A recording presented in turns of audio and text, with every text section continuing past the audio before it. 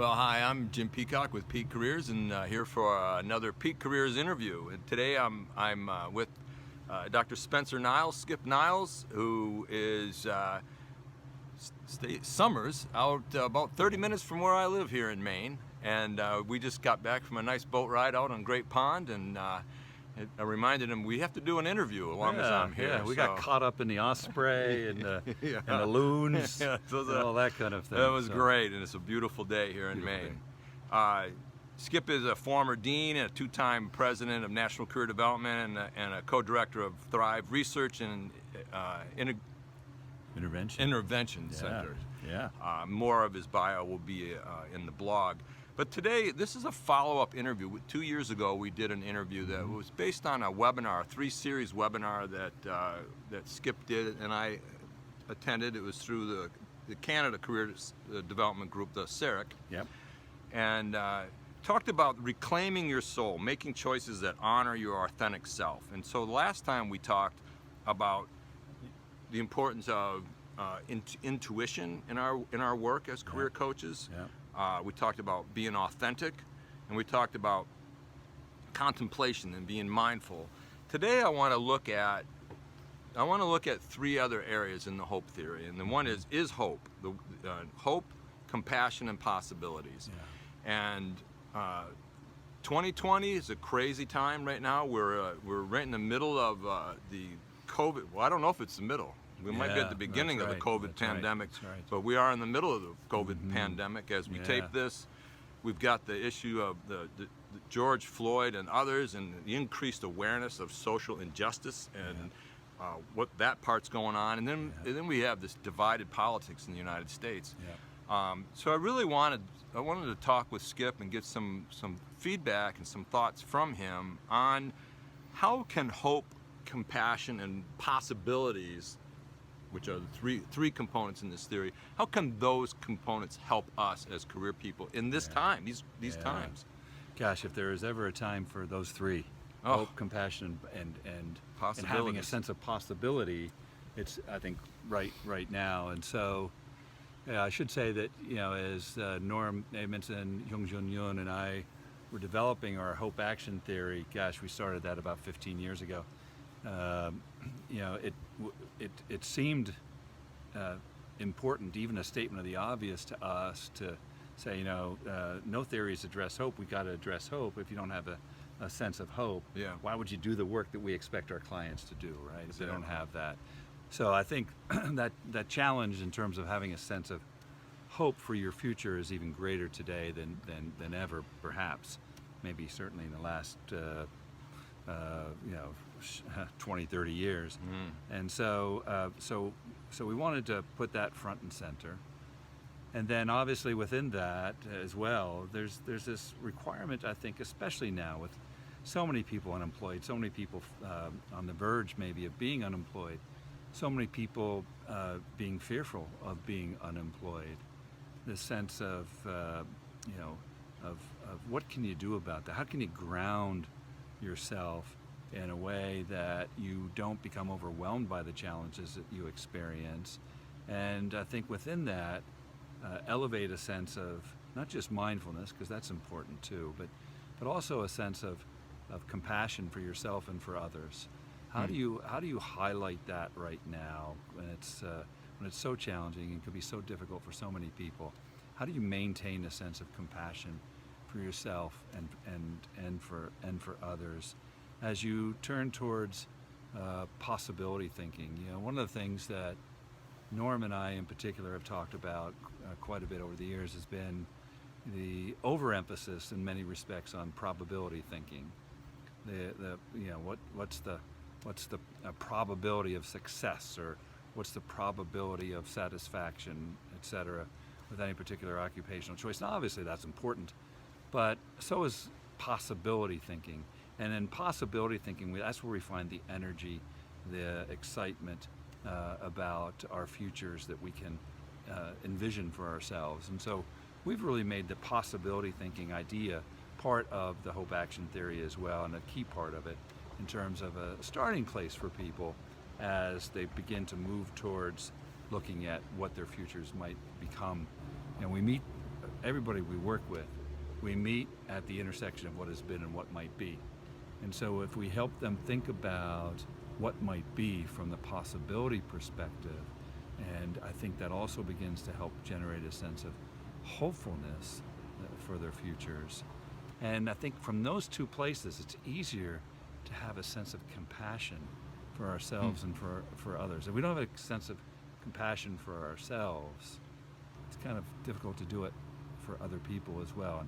And as you were saying, Jim, I think you're alluding to it, that I think right now there's a real need for compassion, not only for ourselves, but for other people. We demonize the other, right?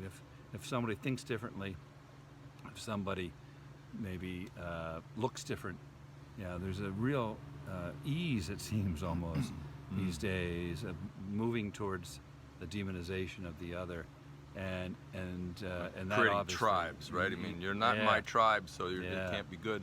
But you know, I think it's an interesting point. I've always said with the clients, that people that I work with. So one of the things that I think we as career counselors, career coaches, career practitioners do is we help people change a mindset, change their view of what's going on, and to look at the possibilities. I never really thought of it that way. I mean, I probably in my head thought of it more as probabilities. What else would you like to do? But it really is about helping clients look at the possibility. Go big. Go big. What do what is possible? What would you love to happen?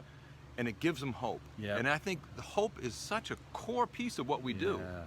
And I've had people, when I've talked about that in just that way, people have said, well, aren't you setting people up, for a future that they're not going to be able to experience? And I think if you were to leave it there, perhaps. But I think that you start there. It doesn't necessarily mean that's exactly where you end, but you start there, and then you try to incorporate the essentials of what's driving that sense of possibility thinking and excitement about possibilities in terms of what might be likely, what might be more probable. So if we look at a client, working with somebody and say, give us the dream job, what's possible? Then you can begin to go, well, we may not be able to have that, but what are the little pieces in here that we could extract, right? And what could we build on so that you could move to the next level? As you help a person make an informed choice, which I think maybe is a bottom line of talking about the work that we do, is we help them to consider the possibilities for their future and create a sense of hope for their futures, as they have a sense of compassion for themselves and others, and in that process of sorting through to make the most informed choice they can about that sort of really marries who they are with what possibilities exist for them to move towards. Right. Because you don't always, most people don't go from zero to the perfect job. Right? I mean, it's like, I just finished my 5-week online seminar on finding purpose, you know, and one of the things that we talk about is we actually watch the YouTube video of Mike Roy saying, purpose is it's a bunch of BS, you know. And his point, and to me is well taken, is that people often find their purpose by going out and doing stuff, by taking action. And I think about this possibilities thing as when I was a school counselor. I wanted to work and help people, and I was a school counselor, but I didn't really like the counseling side, but I loved the career side, right? And so I took what I didn't know what all my possibilities were at the time, but if I'd been working with a coach, maybe I could have. But the possibility is I had to be out and trying this. And then I had to actually take action. I'm doing school counseling, but I kept gravitating to the career stuff. And so what I did is I took a good job and I found the stuff that I loved. And I built on that, right? And that's where the possibilities come in, right? I think that's a beautiful example. A lot of people get caught up thinking that, gosh, I've got to know exactly everything I need to know in terms of the possibilities before I can actually do anything. But the truth is just the opposite. You do and then you know. Like you did that job of a school counselor and you said, hey, there's certain parts of this I don't like, but this other part I really like. And look at you today, right? There you are. You do. And that's how Donald Super had this phrase, which any of my students in my career courses hear me say it a million times, and that is the self-concept evolves over time, making choice and adjustment continuous processes. We're always evolving. Yeah. We're always developing, but we're not developing in a vacuum. We're developing within a context, Right. an environmental context, and so we have to pay attention to that too, because the world of work evolves over time, making choosing and adjusting continuous requirements. Right. So it's the intersection of those which requires that gets back to that self-awareness and the importance of that. Right. And then that mix, like if I have to learn from what I do, like you did. Yeah. You learn from what you did, and you use that learning to inform your next choice, Right. your next choice, and your next choice. And when you went initially into the career, you probably didn't imagine peak careers. But, Oh, no but way. here you are doing this amazing thing and this no great way. work. And so that's the evolution of that, which I think Right. we just kind of keep evolving. And that also what I love about that sort of way of thinking about career development is it shifts it from success, failure to learning. Exactly. And when you focus on learning, it's about, okay, what am I learning? What am I learning? And how do I use what I'm learning to keep moving forward? Right. So like for years ago, it was all career development was all about picking an occupation and doing that occupation. Yeah, and that right. was then Yeah, success. yeah. And I think now what happens is people are living longer, people are healthier, people are having multiple careers, Yeah, right? I was yeah. director of student activities, Yeah, and then I reinvented right. myself, and I was Office Yeah. of Tourism for the state of Maine, and then I was Yeah. a school counselor, and then Yeah. I worked at a community college. But these are all things that as I was going through all those, there were pieces that I liked doing. I liked Yeah. the training, right? And so now I'm doing more training. That was a theme I had through all those jobs. Yeah. Was some kind of training and some Yeah. group work. But all of it also came back to helping people. But I evolved. Again, as I Yeah. developed, I could never have done peak careers when I was in my 40s. Right. It had to came, evolve, it that's right. evolved. But Yeah. I haven't left my core. And I think Yeah. that's one of the things is we got to help people look at that core Mm-hmm. and say, what are the it's what I call, what are the 5 or 6 essential things Yep. you want everyone to Yep. know Yep. about you? And it has to do with your skill sets, your Yep. aptitudes, could be your passions, whatever they are. And then the jobs become many. The Yeah. possibilities Oh, yeah. become Yeah, many, yeah, right? That's right. That's right. This notion of, like you were talking about the older way of thinking about this, it had a sort of notion of occupational perfectibility. There's a certain perfect occupation for me. That's ridiculous. Yeah. There are many possibilities. And as you demonstrate adaptability, that's what we're really beginning to label here. Yeah. The importance of adaptability, of learning from what your experience has to tell you, has to teach you, and then using that as you move forward, and then using that as you move forward. And Yeah. you continue doing it your entire life. Oh, well, I mean, I just switched jobs, right? So I'm 66. Hard to believe, I know. You don't Did look you- a day over oh, 65. I was waiting for that. Yeah, yeah. No, I'm about 3 weeks over 65. So, Yeah. so, but so here I just did a job switch, so to speak. Yeah. A job tweak. Yeah. Right. And that was informed by all the interaction with environments Yeah. and what I love to do, and those core qualities that you identify as so important, which I totally agree with. And if we keep kind of moving in that direction, using that as a reference point, we're gonna And do okay. I think too many of the clients that I see, anyways, are coming in and looking for an end zone. Yeah. And what we really do need to do is to talk to them Yeah. about. Well, they talk about adaptability quotient, or Yeah. adaptability capability, right? I Exactly. mean, this whole, That's right. this ability to adapt what you're doing. But if you start with, these are the things that I love to do, and Yeah. you help people identify the things that they love to Yeah. do and want to do more of, Yeah. then you can Yeah. begin to say, well, you could do that in this industry. You could do that in this industry, and Yeah. not even just jobs. Yeah. There's different industries that this stuff translates to. Yeah.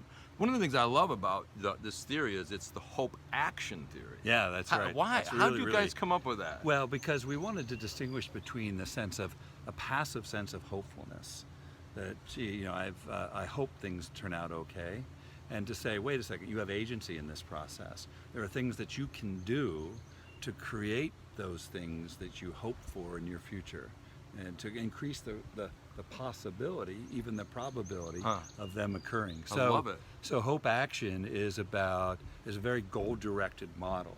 So what do you hope for in terms of a goal? What do you want to achieve? And then how can you move from here to there?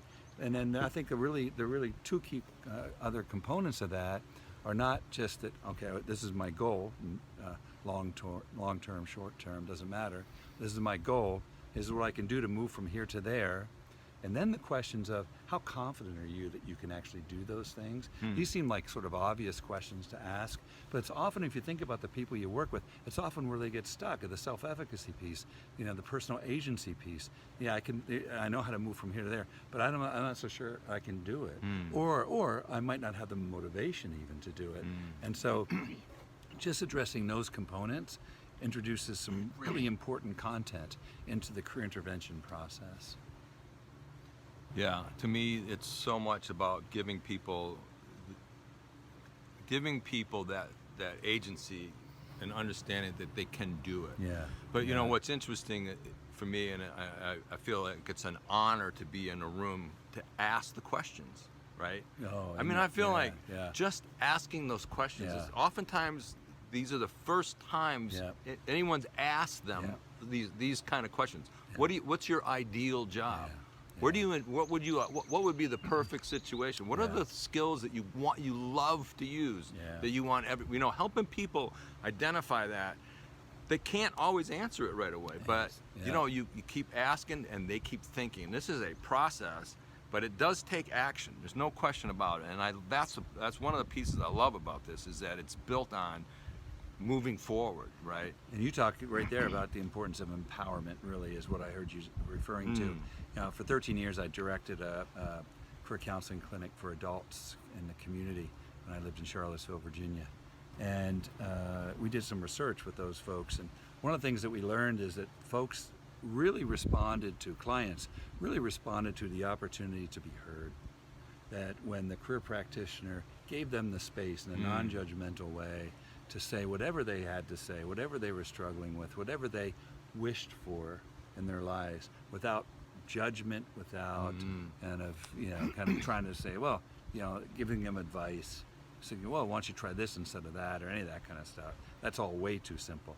But if you give people the space, I've heard this phrase of, people don't care how much you know until they know how much you care. And so showing them that sort of care, about having an ethic of care in that sense, and giving them that space, and it's amazing what people can bring forward. And that's what you're saying, I think, in absolutely. That empowerment is, the brain research shows the client should be talking 80% of the time. Yeah, that's right. And that's when I called myself a career advisor or a career counselor, I always felt like I needed to counsel and advise. And I wasn't really crazy about the term career coaching a few years back, but now I realize that's the word that best describes my philosophy. And my philosophy is to coach. What do you think about that? What are the possibilities? How would you describe this? Not me. You're drawing it out from them. And they own it. Exactly right. And when they own it, they're willing to move forward. I used to tell my students, if it were just about advice, there's a very good chance you and your client would never have met, because they would have figured it out. Somebody's probably given them advice along the way. So it's not advice that they're looking for. It's something deeper, something more affirming and empowering. And that's, I think, what you're identifying there, Jim, with that. Well, and that's part of the compassion, isn't it? Yes. Where you really have to listen to what that person is saying. When I was at the community college and I'd seen 100 students come in and ask me the same question, it's easy to say, I know the answer. That's right. But the reality is, you can't do that. You can't ever do that. You have to say, what do you think? How does this feel for you? What are you looking for? What would you like to talk about today? It's not about a cookie cutter response, because lots of times people are presenting. Excuse me, there, battery was getting low, so this interview may be over shortly. It's not really. What they're presenting may not be the real problem. And I think that's so important to remember, and that's where that compassion comes in to me. And some of the other research I just mentioned real quickly, we also found just what you just said, that what people often would present with in an initial session, as they grew to trust and to sort of believe in the career counselor, the career practitioner, they often opened up to many other things that they wanted to address and deal with in their career counseling. Yeah. So yeah, I agree. Well, listen, this has been wonderful. We're going to make this an annual interview, I think. That sounds good. And maybe we should do this before the boat ride next time. Maybe we should. So you got a couple books, though. Talk to us. Yeah, so two books that are coming out even as we speak, actually. Yeah. One, both with a publisher called Cognella Press, and the first one is entitled Career Recovery: Creating Careers with Hope in Difficult Times, and it connects to the pandemic and the challenges people are experiencing as a result of that. That's a book that I was able to do with Norm Avenson, Roberta Nolt, and Hyung-Jun Yoon, and also with the same folks, another book called Career Flow and Development: Hope in Action, as you were talking So about. one of those is more of a textbook, one is more for consumers? They're actually both. One, the Career Flow and Development Hope in Action book is really for university students, post-secondary students trying to sort through the different options in their lives, and all grounded in the hope and action theory. Yeah. And then the Career Recovery book is for adults struggling with their career situation right Awesome. now. And they're both actually very applied. Yeah. So they're not textbooky. They're very Nice. applied with lots of interventions and strategies and recommendations that people might find useful. So I'll be bringing my book out for a signing. Very good. Soon, so. All right. I look forward to that. So, so I'm Jim Peacock with Peak Careers Consulting. I've been offering the Facilitating Career Development class since 2001. I have online discussion-based seminars. They're 5 weeks long. They're discussion-based with other career practitioners. They're very different than other online. They're asynchronous. 5 to 10 people and every week new discussions, open up, and they're very engaging, and I find it's really where deeper learning happens. I also do face-to-face workshops, individual coaching, and I have a field guide for career practitioners book that came out last year. You're a busy guy. I'm trying. Yeah. Yeah. How'd you get time for a boat ride? My God. Always time for a boat ride. So if you are a career practitioner and would like to sign up for my weekly career email, you will receive the top 10 tips of working with an undecided person. And you just go to my website, Peak-Careers. And again, Skip, thank you very much. Thank you. All right, bye now.